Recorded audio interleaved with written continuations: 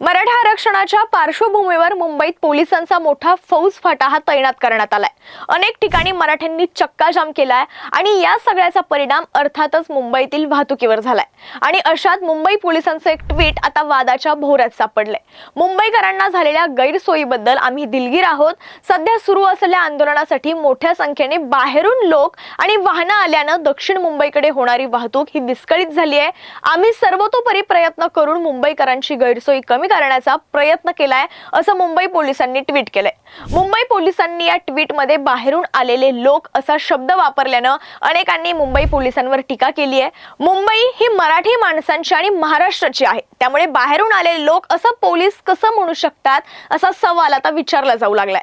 महाराष्ट्राच्या खेड्यापाड्यातून आपल्या मागण्या घेऊन आलेले कष्टकरी हे बाहेरून आलेले लोक आहेत का असा प्रश्न सोशल मीडियावर विचारला जातोय।